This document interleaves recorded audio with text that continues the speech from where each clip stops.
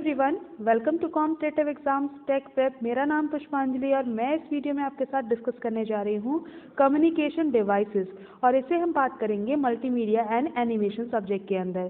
So friends, multimedia and animation में आज हम डिस्कस कर रहे हैं कम्युनिकेशन डिवाइसेस को। कौन कौन सी कम्युनिकेशन डिवाइसेस को हम मल्टीमीडिया कंप्यूटर्स में यूज़ करते हैं, ये सारा कुछ हम जानने वाले हैं इस वीडियो में। तो अभी तक आप मेरे चैनल पे जुड़े नहीं हैं तो जुड़ जाइए, कर लीजिए चैनल को सब्सक्राइब और बेल बटन को प्रेस कर दीजिए, जिससे आने वाली वीडियोस की नोटिफिकेशन आपको मिलती रहें और ऐसी ही यूजफुल वीडियोस आप देख पाएँ।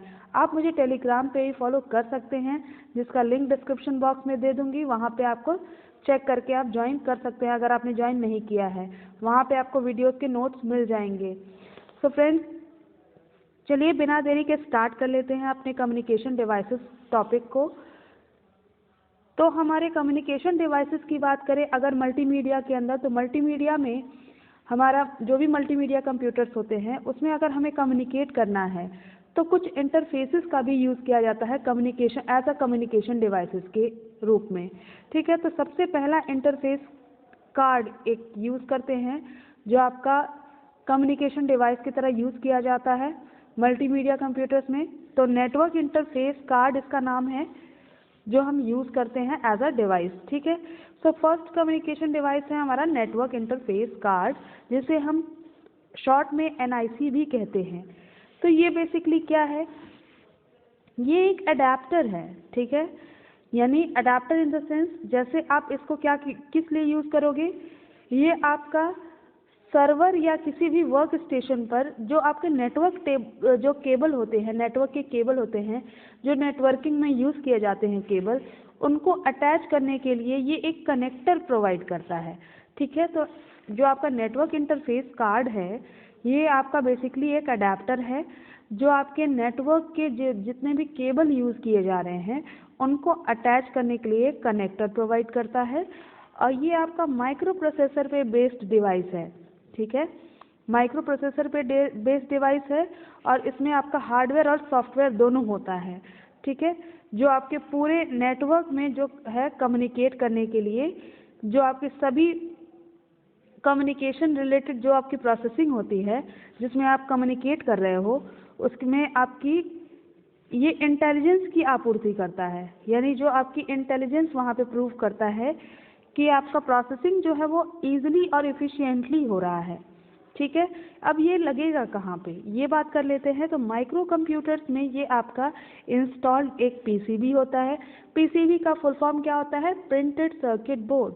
ठीक है, तो माइक्रो कंप्यूटर कोई भी कंप्यूटर है उसमें पहले से ये आपका इंस्टॉल्ड होता है, उसी में इंस्टॉल किया जाता है, और ये एक PCB है यानी प्रिंटेड सर्किट बोर्ड है जो आपके माइक्रो कंप्यूटर्स में लगा होता है।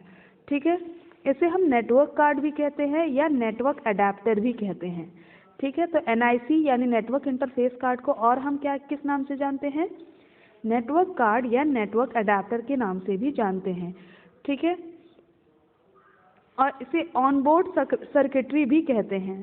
ठीक है, इसमें प्रोटोकॉल्स और कमांड्स भी प्रोवाइड किए जाते हैं जिसके बिहाफ पे ये वर्क करता है, जिसके बेस पे ये वर्क करता है। ठीक है, नेक्स्ट बात करें तो NIC में और बातें कर लेते हैं कि NIC के पास सभी जो इनकमिंग या आउटगोइंग डेटा होते हैं, यानी जो भी डेटा आता है NIC में या जो भी डेटा हम NIC से भेज रहे हैं, वो आपके बफरिंग के लिए जो है वो मेमोरी भी प्रोवाइड करता है। ठीक है, यानी उनको जो भी डेटा जा रहा है या जो भी डेटा आ रहा है उसको रखने के लिए उसको एक तरीके से एक्स्ट्रा मेमोरी जो है वो आपका प्रोवाइड करता है। ठीक है, ये आपका नेटवर्क परफॉर्मेंस में भी सुधार करता है। यानी जो भी आपकी नेटवर्क की परफॉर्मेंस है, नेटवर्किंग में आप क्या करते हो, नेटवर्किंग में एक कंप्यूटर दूसरे कंप्यूटर से कम्युनिकेट करता है, वहाँ पे ही हम इस NIC या नेटवर्क इंटरफेस कार्ड को यूज़ करते हैं।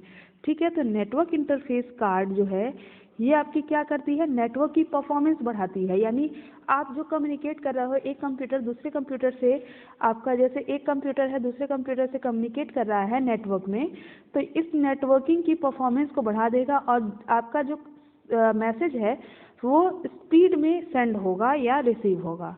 ठीक है, NIC जो कार्ड है वो 8 बिट, 16 बिट या आप करेंट टाइम में बात करें तो 32 बिट स्टैंडर्ड में अवेलेबल है, ठीक है। लेकिन NIC की आवश्यकता कब होती है?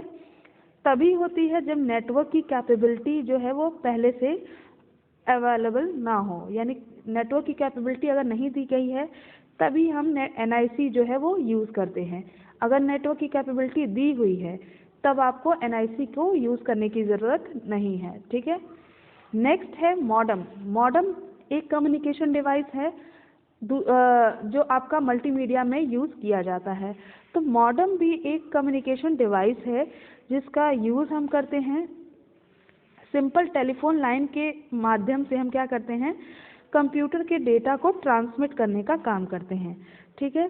तो कंप्यूटर का डेटा अगर हम किसी टेलीफोन लाइन के थ्रू हम भेज रहे हैं अगर डेटा को, तो ये आपका किसके थ्रू होता है? मॉडम, ठीक है। तो मॉडम एक ऐसा कम्युनिकेशन डिवाइस है वो जो क्या करता है, टेलीफोन लाइन के थ्रू आपके कंप्यूटर के डेटा को ट्रांसमिट करता है।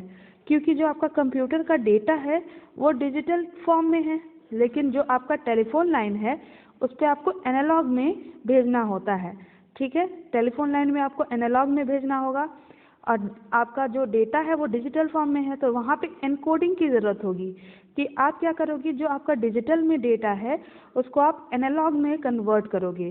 तो ये जो आपका कन्वर्टिंग करने का काम करता है या एनकोडिंग के साथ साथ डिकोडिंग करने का काम करता है, वो यही डिवाइस करता है, यानी मॉडम करता है, जिसका उपयोग डेटा ट्रांसमिशन में किया जाता है। तो डिजिटल कंप्यूटर सिग्नल को एनालॉग टेलीफोन सिग्नल में कन्वर्ट करने के लिए हम मॉडम का यूज़ करते हैं और इस प्रोसेस को बोलते हैं मॉड्यूलेशन, ठीक है। तो एनालॉग टेलीफोन जो सिग्नल है उसको अगर डिजिटल में करना है तो ये प्रोसेस कहलाता है डीमॉड्यूलेशन। तो मॉडम जो आपका डिवाइस है इसमें दो प्रोसेस होते हैं, मॉड्यूलेशन और डीमॉड्यूलेशन। यानी जब हम डिजिटल को एनालॉग में कर रहे हैं तो यहाँ पे मॉड्यूलेशन होगा और जब एनालॉग को डिजिटल में कर रहे हैं तो यहाँ पे डीमॉड्यूलेशन हो जाएगा। ये दोनों आपका मॉडम के अंदर प्रोसेस होता है। मॉडम की जो कैपेसिटी है या स्पीड है वो किलोबाइट पर सेकेंड में होती है, ठीक है। तो अगर एक मॉडम है तो आपका 56.6 kbps जो है वो आपका एक स्टैंडर्ड स्पीड है जो आपका मॉडम वर्क करता है, ठीक है। इसकी इधर उधर ही आपकी वैल्यू होगी जो आपकी स्पीड की वैल्यू होगी, ठीक है। तो ये रिमोट कंप्यूटर्स में भी आपको हेल्प करता है, ठीक है। इस प्रकार जो आपका अगर मान लीजिए एम्प्लॉय जो है वो होम में वर्क कर रहा है तो ये आपका मॉडम के थ्रू जो है वो आपका कोई भी मैसेज जो है वो सेंड कर सकता है या कम्युनिकेट कर सकता है, ठीक है। नेक्स्ट बात करते हैं मल्टीप्लेक्सर की। तो मल्टीप्लेक्सर क्या है? मल्टीप्लेक्सर एक ऐसा डेटा ट्रांसमिशन का टाइप है, ये भी आपका क्या है, डेटा ट्रांसमिशन का ही टाइप है, ठीक है। जिसमें आप क्या कर रहे हो, कम्युनिकेशन चैनल की थ्रू आप एक ही समय पे बहुत सारा डेटा जो है कई सारे ब्रॉडकास्टिंग की जो है वो प्रक्रिया कर रहे हो, ठीक है। तो बहुत सारा ब्रॉडकास्टिंग कर रहा है यानी एक साथ कई सारे मैसेज आप भेज रहे हो, तो वो आप किसके थ्रू करते हो, मल्टीप्लेक्सर के थ्रू करते हो। तो मल्टीप्लेक्सर एक ऐसा डिवाइस है जो बहुत ज़्यादा अमाउंट में और कम स्पीड से जो है वो आपका कम्युनिकेशन परफॉर्म करता है, ठीक है। और यहाँ पे आपका क्या होता है, मल्टीप्लेक्सर सिंगल कम्युनिकेशन लाइन के थ्रू क्या करता है, टर्मिनल के बीच में डिवाइड किया जाता है। और मल्टीप्लेक्सर क्या करता है, प्रत्येक डिवाइस को, हर एक डिवाइस को सीपीयू पर एक लाइन में डेटा जो है वो इकट्ठा करने और ट्रांसमिट करने के लिए स्कैन करता है, ठीक है। तो मल्टीप्लेक्सर इस तरह से काम में लिया जाता है।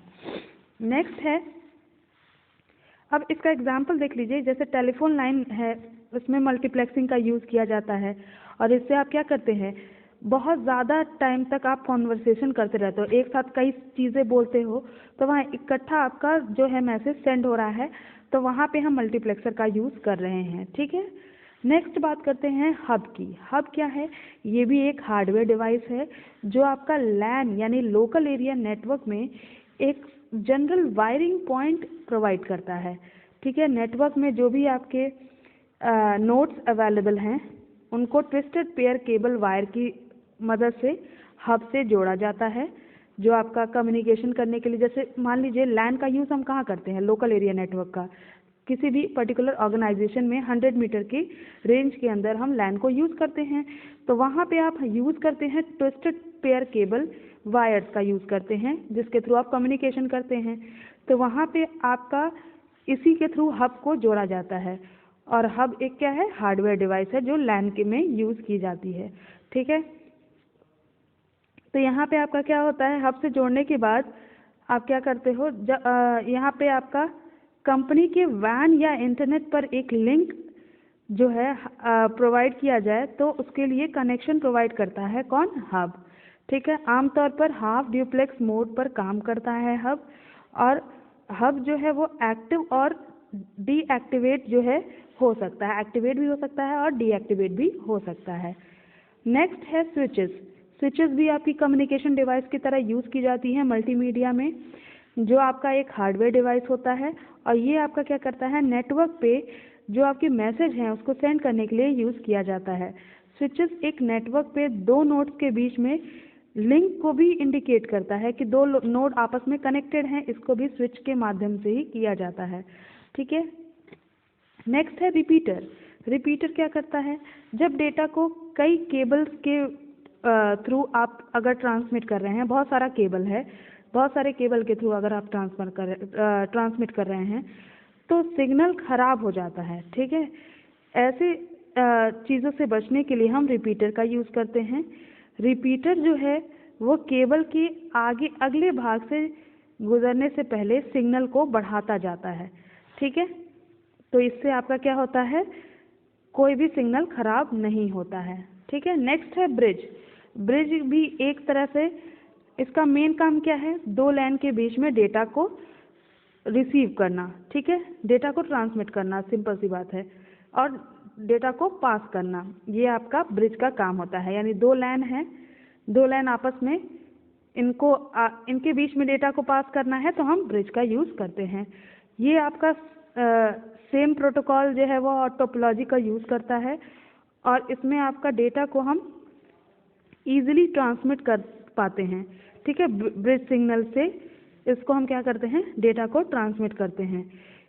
एक ब्रिज एक रिपीटर के साथ साथ एक लिंक का काम करता है। तो जो आपका ब्रिज है जिसमें आप दो लाइन को कनेक्ट कर रहे हो, ये आपका रिपीटर के साथ भी काम करता है।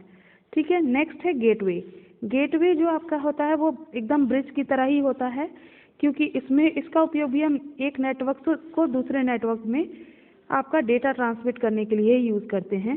लेकिन गेटवे का उपयोग उन दो नेटवर्क के बीच में डेटा को ट्रांसमिट करने के लिए किया जाता है जो कि असामान्य प्रोटोकॉल यानी सेम प्रोटोकॉल पे वर्क नहीं करते हैं, उनमें हम गेटवे का यूज़ करते हैं।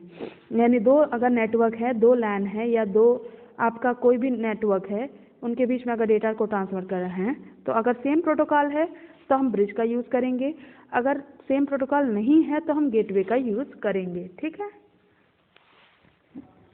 तो यहाँ पे आपका इस तरह से इसको यूज़ किया जाता है। तो अगर नेटवर्क में दो अलग अलग टोपोलॉजी है या दो अलग अलग प्रोटोकॉल का यूज़ किया जा रहा है, तो इसमें हम इन दो लाइन को जोड़ने के लिए हम गेटवे का यूज़ करेंगे। ठीक है, नेक्स्ट है राउटर। राउटर भी आपका नेटवर्क में कई नोड के बीच में डेटा को अगर पाथ प्रोवाइड करना है, रूट प्रोवाइड करना है, तो राउटर का यूज़ करते हैं।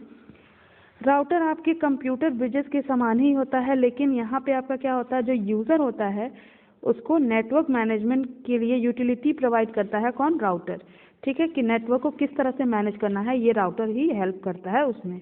ठीक है, तो ये हमने बात कर ली कुछ कम्युनिकेशन डिवाइसेस की जो हमारे मल्टीमीडिया कंप्यूटर्स में यूज़ किए जाते हैं फॉर द कम्युनिकेशन पर्पस। ठीक है, तो कम्युनिकेशन के लिए हम इन नेटवर्क डिवाइसेस को इन कम्युनिकेशन डिवाइसेस को यूज़ करते हैं। सो आई होप आपको कॉन्सेप्ट क्लियर हो गया होगा कि कौन कौन से कम्युनिकेशन डिवाइसेस हम मल्टीमीडिया में यूज़ करते हैं। अगर वीडियो पसंद आई हो तो लाइक कर दीजिएगा, अपने फ्रेंड्स के साथ शेयर कर दीजिएगा, चैनल पर जुड़े नहीं हैं तो जुड़ जाइएगा। Thank you for watching.